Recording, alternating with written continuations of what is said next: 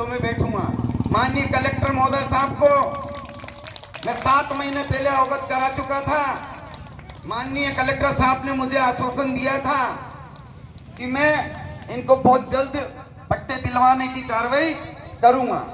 मैंने श्रीमान से कहा था कि श्रीमान, जब भी पट्टे की बात आती है, सालों साल हमेशा घोषणा होती है कि सर्वे हो रहे हैं, पट्टे दिए जा रहे हैं। अभी भी घोषणा हुई मुख्यमंत्री जी की कि सन 2020 के पहले जो जहां बैठा है वहां उनको पट्टा दे दिया जाए।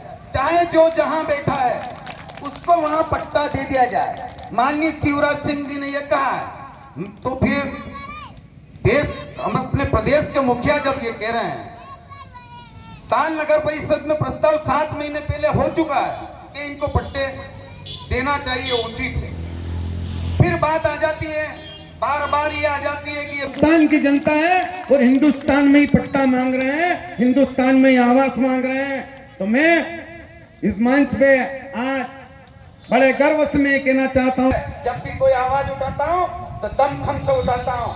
और मेरा शासन प्रशासन से ये निवेदन समझो, आवेदन समझो, ये चेतावनी समझो, मैं धरने पे बैठा हूँ। मुझे उचित जो भी सरकार ने कार्रवाई की है, या नगर पंचायत ने कार्रवाई की है, या पटवारी ने कार्रवाई की है, या गिरदावर साहब ने कार्रवाई की है, तो मैं मात्र इतना कहूंगा कि अ से लगा के ज्ञ तक जो भी पढ़ाई करता है बच्चा, सबसे पहले यही पढ़ता है। अ से लगा के ज्ञ तक में सारी गणित आती है, सारे वकील उसी को देखते हैं, सारे अधिकारी उसी को देखते हैं। पहले अ फिर ज्ञ, अ से ज्ञ के बीच में ये भी आते हैं। अब आपने पटवारी साहब या गिरदावर साहब, आपने अनाराम का लिखा है इनके मामले में कि इमली तक आए हो आप, कि बाराकड़ी पूरी लिखी है, कि आपने अभी तक इनके नाम का अनाराम का ही नहीं लिखा है। मतलब कार्रवाई आपने जीरो करी है। मैं उस मंच के पास में बैठा हूं, स्वामी विवेकानंद जी हमारे पास में मौजूद हैं, जिन्होंने विदेश में एक शून्य पे भावार्थ रच दिया था, पूरी भागवत बांध दी थी। हिंदुस्तान के ऐसे जवावीर सपूत पैदा हुए हैं जो हमारे समक्ष, विवेकानंद जी हमारे समक्ष है। इन्होंने भी विदेश में जाकर भारत का नाम रोशन किया है। तो इन्होंने जब शून्य पे पूरी इतिहास रच दिया था, तो मैं मात्र एक छोटा सा तबका लेके आया हूं। इन गरीबों को पट्टे दिए जाए, इन गरीबों को पट्टे दिए जाए। सीमा पाकिस्तान में नहीं है, सीमा हिंदुस्तान में है। मध्य प्रदेश की सीमा में रहते हैं, रतलाम जिले में रहते हैं, आलोट तहसील में रहते हैं, ताल तहसील के पास में रहते हैं। फिर इनके सीमा का क्या घपला आ रहा है, और घपला आ रहा है। तो मैं मुख्य उच्च अधिकारियों से इस मंच के सामने मैं कहना चाहता हूं कि इनको निर्देशित करे, पटवारी साहब को, गिरदावर साहब को, कि अगर वो सीमा नहीं आती है तो ताल में भी कम से कम 200 बीघा सरकारी जमीन है।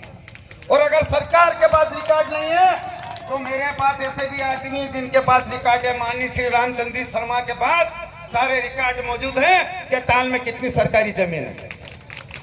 जरूरत पड़ेगी तो हम प्रूफ भी देंगे, प्रमाण भी देंगे।